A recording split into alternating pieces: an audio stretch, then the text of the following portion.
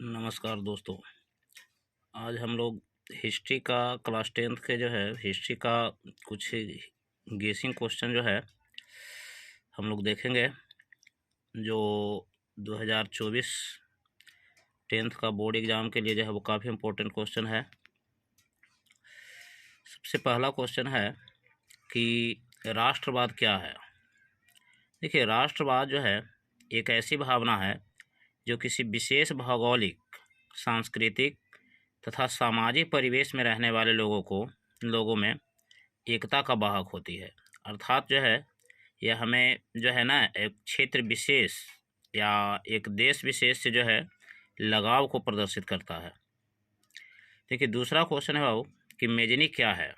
देखिए, मेजनी जो है वो इटली का था और यह एक जो है एक साहित्यकार, प्रजातांत्रिक विचारों का समर्थक और योग्य सेनापति था।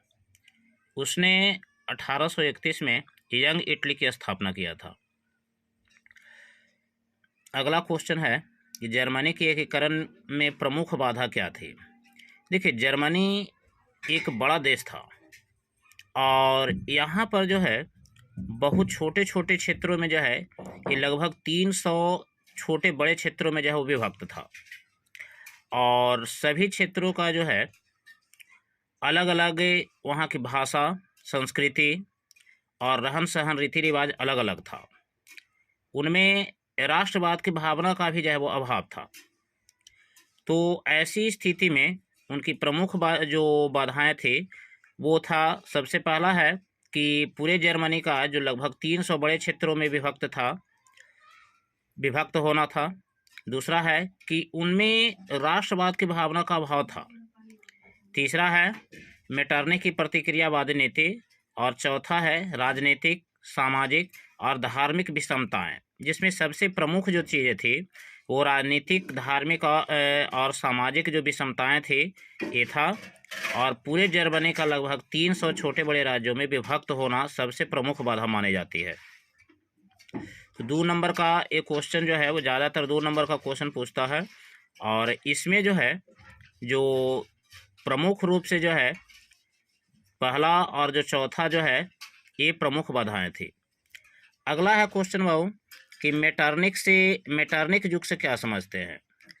देखिए, मेटरनिख ऑस्ट्रिया का चांसलर था जो घोर प्रतिक्रियावादी था एवं राष्ट्रवाद और गणतंत्र का विरोधी था।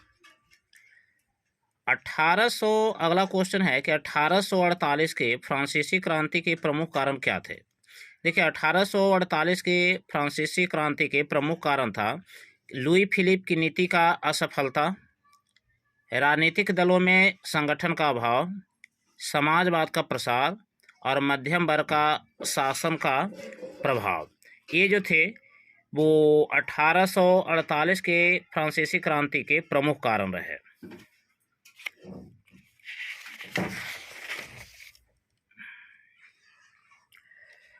चलिए अगला क्वेश्चन में चलते हैं। गैरीबाल्डी कौन था और इटली के एकीकरण में गैरीबाल्डी का क्या योगदान था। देखिए, गैरीबाल्डी इटली का एक राजनीतिक एवं सैनिक नेता था जो इटली के एकीकरण के लिए तलवार की नीति अपनाया। वह युद्ध की नीति में विश्वास करता था।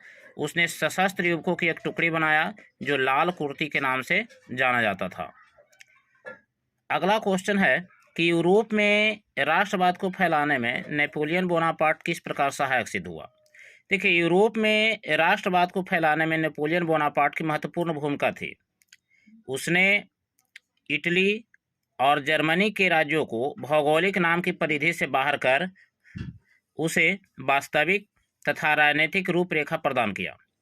जर्मनी के 300 से अधिक स्वतंत्र राज्यों को मिलाकर के 39 राज्य बनाया। इससे जनता में राष्ट्रवाद की भावना का भी जो है वो विकास हुआ। तो इस तरह से जो है वो यूरोप में राष्ट्रवाद को फैलाने में नेपोलियन बोनापार्ट जो है ना काफ़ी सहायक सिद्ध हुआ। क्वेश्चन है जो अगला है कि विलियम वन के बगैर जर्मनी के एकीकरण बिस्मार्क के लिए संभव था। देखिए, जर्मनी के एकीकरण की प्रमुख बाधा ऑस्ट्रिया और फ्रांस था। इसे पराजित किए बिना जो है एकीकरण का जो काम है वो संभव नहीं था। अतः विलियम वन ने जो है बिस्मार्क को अपना चांसलर नियुक्त किया, और बिस्मार्क एक महान कूटनीतिज्ञ था।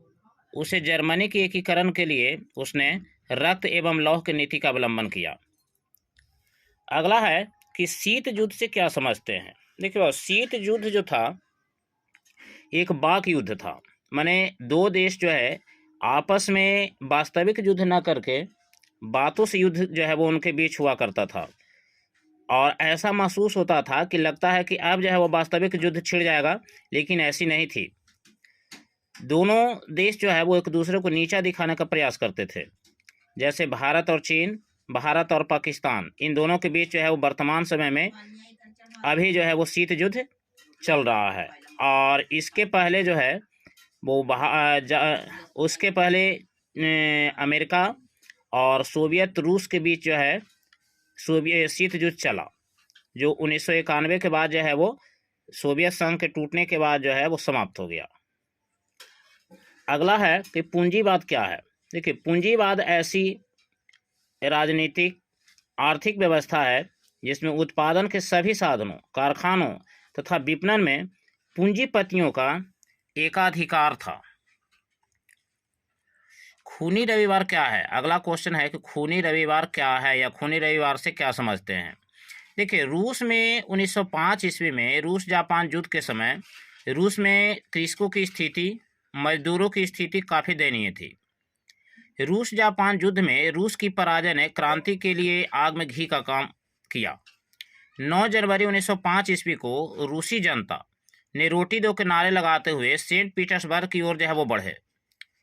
जार की सेना ने निहत्थे लोगों पर गोलियां बरसाई, जिसमें हजारों लोग मारे गए। यह घटना रविवार को हुई थी, अतः इसे खूनी रविवार के नाम से जाना गया। अक्टूबर क्रांति क्या है। देखिए, अगला क्वेश्चन है कि अक्टूबर क्रांति क्या है। 7 नवंबर 1917 ईस्वी को बोल्शेविकों ने पेट्रोग्राद के रेलवे स्टेशन, बैंक, डाकघर, टेलीफोन केंद्र, कचहरी और अन्य जो सरकारी जो भवन थे उस पर जो है वो अधिकार कर लिया। यह क्रांति चूँकि पुराने रूसी कैलेंडर के अनुसार 25 अक्टूबर 1917 को हुई थी, अतः इसे अक्टूबर क्रांति के भी नाम से जाना गया। अगला क्वेश्चन है भाऊ, सर्वहारा वर्ग से क्या समझते हैं। देखिए, सर्वहारा वर्ग जो है ना, समाज का वैसा वर्ग है जिसमें किसान, मजदूर, आम गरीब लोग जो है वो आते हैं, इन्हें कहा जाता है सर्वहारा वर्ग। रासपुटिन कौन था। देखिए, रासपुटिन जार निकोलस द्वितीय का गुरु था, जो एक भ्रष्ट, बदनाम और रहस्यमय पादरी था। अगला क्वेश्चन है भाऊ कि नई आर्थिक नीति पर संक्षिप्त टिप्पणी लिखें, या जिसे न्यू इकोनॉमिक पॉलिसी कहा गया। ये 1921 ईस्वी में लेनिन के द्वारा लाया गया था। इसके अनुसार सीमित रूप से किसानों और पूंजीपतियों को व्यक्तिगत संपत्ति रखने का अधिकार दिया गया। इससे रूस समृद्धि के मार्ग पर आगे की ओर बढ़ चला।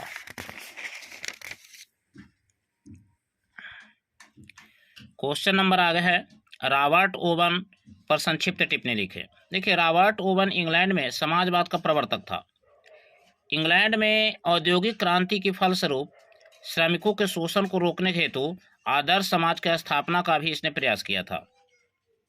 और कभी कभी इसमें ऑब्जेक्टिव क्वेश्चन भी आता है, रॉबर्ट ओवन कहाँ का निवासी था। देखिए, क्वेश्चन नंबर आगे है कि रूसीकरण की नीति क्रांति के लिए उत्तरदायी था कैसे। देखिए, रूसीकरण की नीति में जो है रूस की जनता में बहुत से लोग शामिल थे, जैसे यहूदी, पोल, फिन, उज्बेक, तजाक, आर्मेनियन, रूसी आदि जाति के लोग थे। इनकी भाषा, रीति रिवाज भिन्न भिन्न थे। जार अलेक्जेंडर ने रूसीकरण की नीति अपनाया, जिसमें एक जार एक धर्म का नारा दिया गया। गैर रूसी जनता का जो है वह दमन किया, उनकी संपत्तियों को जब्त कर लिया और उन पर अत्याचार किए। अतः वहाँ की जनता जो है जार के विरुद्ध जो है वो आंदोलन किया, और इस तरह से जो है वो रूसीकरण की नीति जो है वहाँ पर क्रांति के लिए उत्तरदायी था। देखिए, नई आर्थिक नीति मार्क्सवादी सिद्धांतों के साथ समझौता था। कैसे?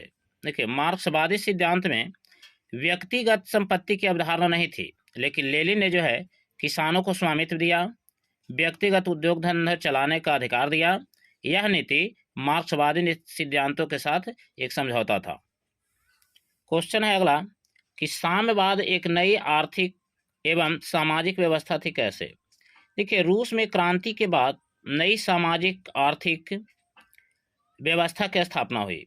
इस व्यवस्था में पूंजीवादी पूंजीपति एवं कुलीन वर्ग का प्रभुत्व जो है वो समाप्त कर दिया। कृषि भूमि को राज्य की संपत्ति घोषित कर दिया, कर किसानों को दे दिया गया, उद्योग धंधों का राष्ट्रीयकरण कर दिया गया। तो इस प्रकार से साम्यवाद ने एक नई आर्थिक एवं सामाजिक व्यवस्था को जो है वह स्थापना किया। ठीक है, कोलोन किसे कहते हैं? देखिए, कोलोन जो है वो हिंद चीन में बसने वाले फ्रांसीसी लोग को जो कोलोन कहा जाता है। अगला क्वेश्चन है वो कि एक तरफा अनुबंध व्यवस्था क्या थी? देखिए, एक तरफा अनुबंध व्यवस्था एक तरह की बंधुआ मजदूरी थी, जिसमें मजदूरों को कोई अधिकार नहीं था, जबकि मालिक को असीमित अधिकार थे। तो इस तरह से जो है एक तरफा अनुबंध व्यवस्था में मजदूरों को काफ़ी हद तक के मालिकों के द्वारा शोषण किया जाता था। हुआ हुआ आंदोलन क्या था? देखिए, हुआ हुआ आंदोलन एक बौद्धिक धार्मिक क्रांतिकारी आंदोलन था, जिसके नेता हुइन फू सो था। यह आंदोलन 1939 में हुआ था। इसमें उग्रवादी घटना से लेकर के आत्मदाह तक के जो है ना वो इसमें शामिल विरोध के रूप में शामिल था। कि जेनेवा समझौता क्या था? देखिए, हिंद चीन समस्या को सुलझाने के लिए 1954 में जेनेवा में समझौता हुआ, जो जेनेवा समझौता कहलाया। इसमें वियतनाम को दो हिस्सों में बांट दिया गया, उत्तरी वियतनाम और दक्षिणी वियतनाम। अगला क्वेश्चन है कि नापाम पर संक्षिप्त टिप्पणी लिखें। देखिए, नापाम एक तरह का ऑर्गेनिक कंपाउंड था, जो अग्नि बमों में गैसोलीन के साथ मिलकर एक ऐसा मिश्रण तैयार करता था जो त्वचा से चिपककर जलता था।